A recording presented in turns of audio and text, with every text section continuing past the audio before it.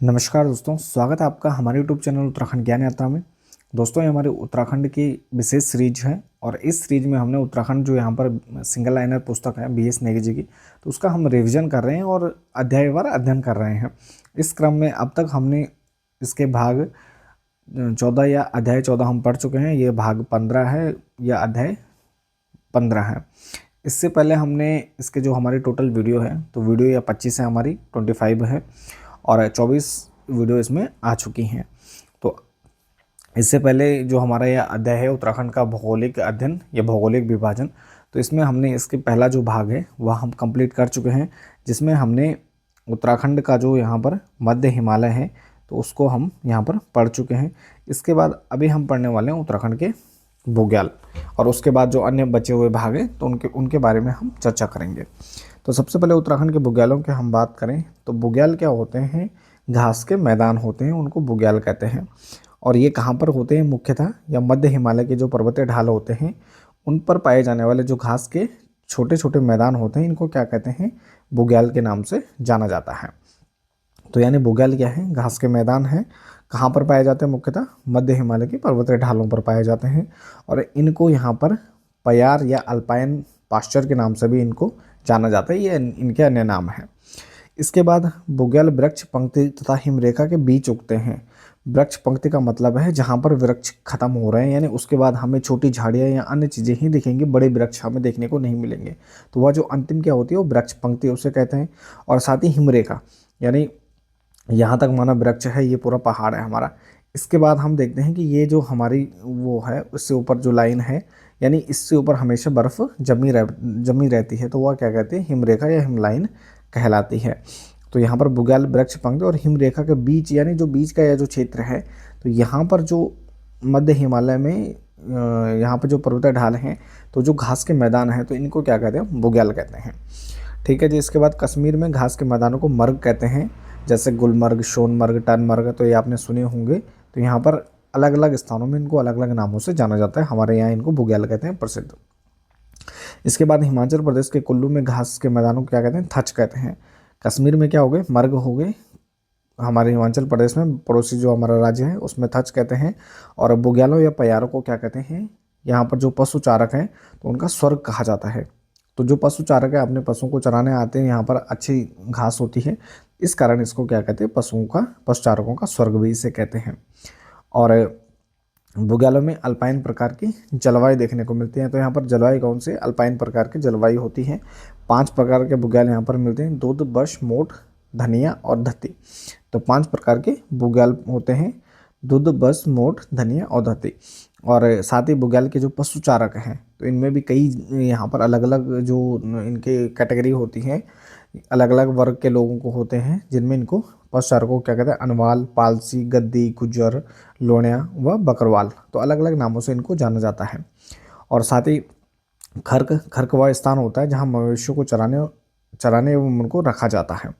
तो यानी खर्क वह स्थान है जहाँ पर क्या है? जो पशु हैं उनको रखा जाता है, साथ ही वहाँ पर एक साथ उनको चराने की व्यवस्था होती है। और साथ ही यह भी जान लेना उचित होगा कि बुग्यालों में कश्मीर में मर्ग और हिमाचल में इनको थच कहते हैं। ये हम पहले पढ़ चुके हैं। यहाँ पर हिमाचल में थच और कश्मीर में मर्ग कहते हैं। उत्तराखंड का जो पामीर है तो यह कहाँ पर पड़ता है? दूधातोली श्रृंखला में है। उत्तराखंड का पामीर कहा जाता है दूधातोली श्रृंखला को। दूधातोली श्रृंखला कहाँ पर है? तो राज्य के यह मध्य हिमालय में ही है।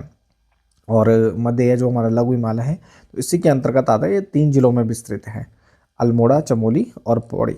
साथ ही यहाँ से 5 नदियों का उद्गम भी होता है। तो जो 2020 से पहले एग्जाम हुए हैं यूके ट्रिपल के, तो उनमें कई बार एक प्रश्न आ चुका है उत्तराखंड का पामीर किससे कहा जाता है? दूधातोली श्रृंखला को।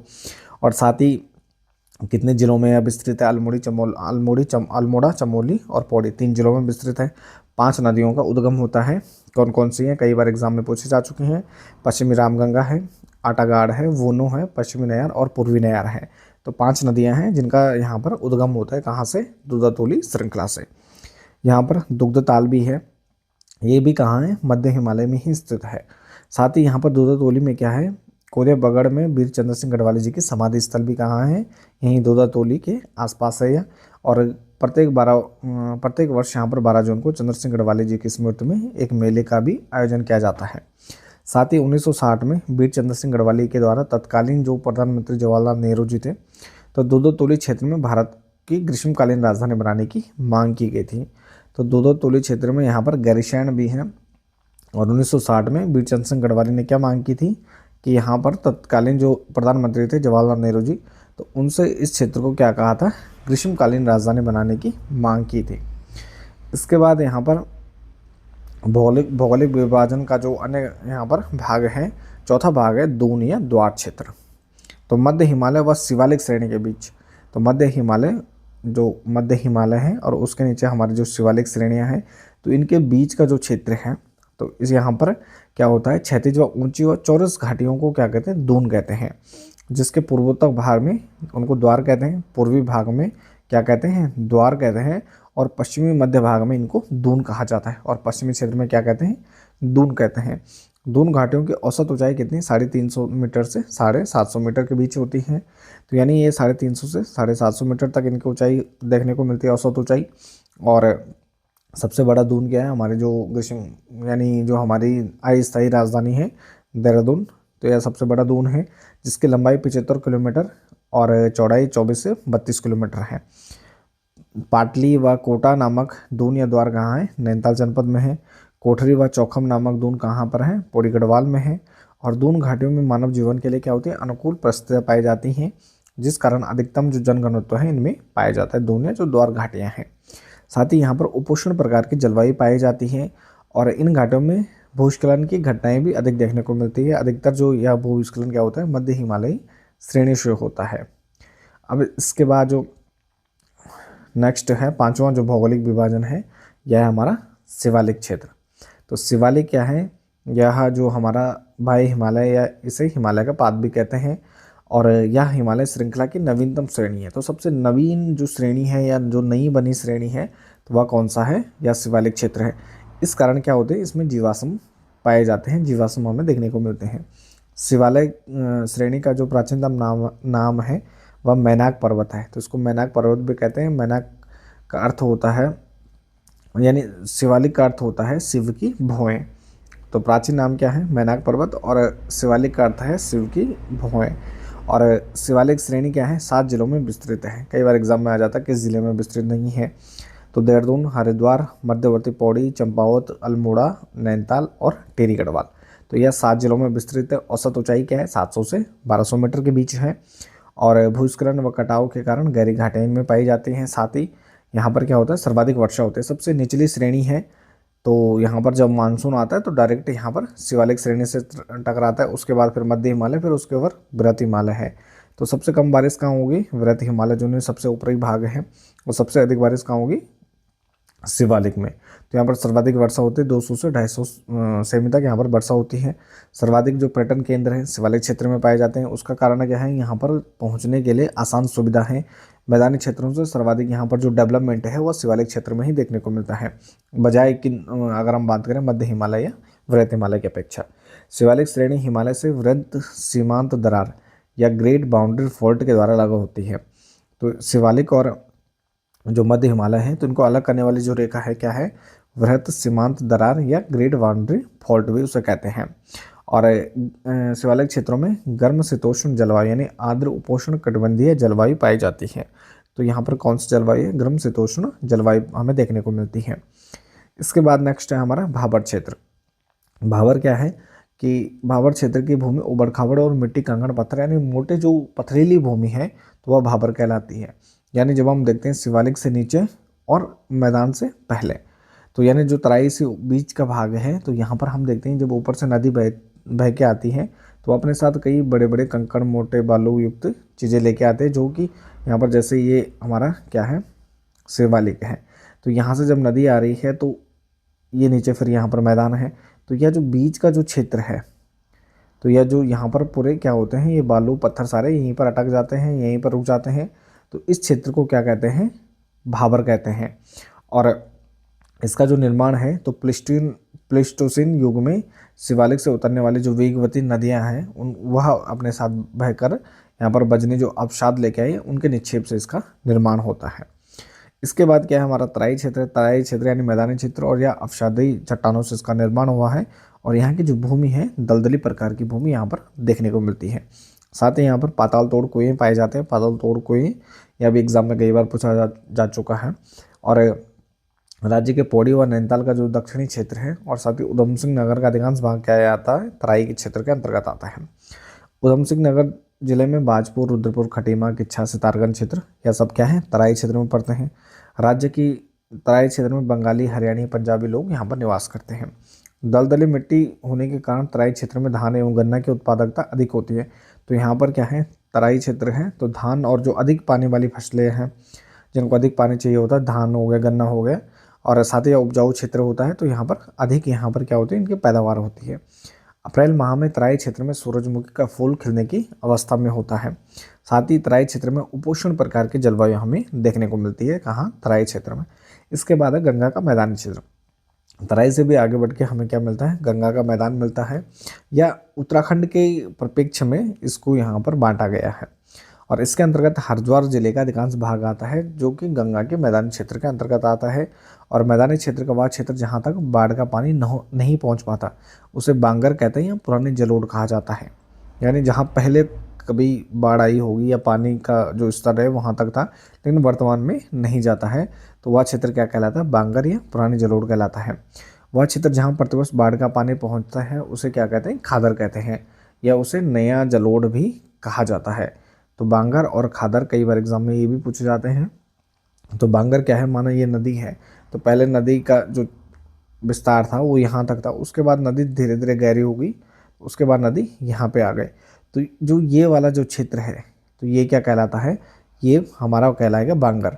और साथ में अगर यहाँ से जो हल्का फुल्का यहाँ से जो बाढ़ आती है, जो आसपास का जो क्षेत्र है वह क्या कहलाएगा, खादर, जहाँ पर वर्तमान में बाढ़ आती रहती है और वहाँ जो मिट्टी पाई जाती है उसको खादर कहते हैं हम।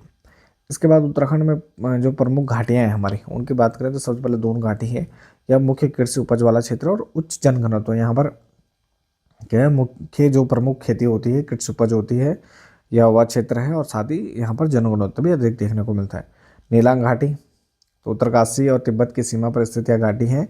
और तिब्बत जब पहले व्यापार होता था तो उस समय यह मुख्य मार्ग था। 1962 में जब भारत चीन का युद्ध होता है तब यह मार्ग बंद कर दिया गया, जिससे 2021 में पुनः खोला गया। और नेलांग घाटी को उत्तराखंड का लद्दाख या अथवा पहाड़ का रेगिस्तान भी हम कहते हैं नेलांग घाटी को।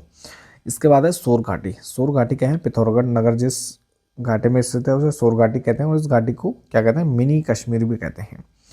उर्गम घाटी, तो उर्गम घाटी का यह क्या है, इस घाटी का प्रवेश द्वार क्या है, सलना नामक गांव को कहा जाता है उर्गम घाटी का। यह घाटी में लगभग 15 गांव हैं और नाग जाति के उर्ग नाम से संबंधित होने के कारण इस घाट क्या कहते हैं, उर्गम घाटी कहते हैं, चमोली में है। पिथौरागढ़ की 3 घाटियाँ, दारमा, चौदास और ब्यास घाटी। तो यह घाटियाँ क्या है, सौका जनजाति के निवास स्थल की हैं। और इन घाटियों में क्या है, इन घाटियों को यहाँ पर जो ये घाटियाँ हैं तो इन घाटियों को विभिन्न गांवों में सौका समुदाय के लोग यहाँ पर निवास करते हैं और इन घाटियों में भेड़ पालक, तिब्बत एवं व्यापार के लिए ये प्रसिद्ध है। इसके बाद नेक्स्ट है हर्सिल घाटी। तो इस क्षेत्र में विकास में विल्सन नामक जो अंग्रेज था तो उसको यहाँ पर जो अंग्रेज था उसका बहुत बड़ा योगदान है, जिसे किंग ऑफ हर्सिल कहा जाता था। तो हर्सिल घाटी उत्तरकाशी में है। रवाई घाटी उत्तरकाशी जनपद में है और इस घाटी में कमल नदी यहाँ पर बहती है जो कि लाल चावल के लिए विशेष रूप से प्रसिद्ध है। भैरव घाटी की बात करें, भागीरथी नदी क्षेत्र में जाड़ गंगा और भागीरथी नदी के संगम पर स्थित घाटी है, जहाँ पर भगवान भैरव के मंदिर होने के कारण इसको क्या कहते हैं, भैरव घाटी कहते हैं।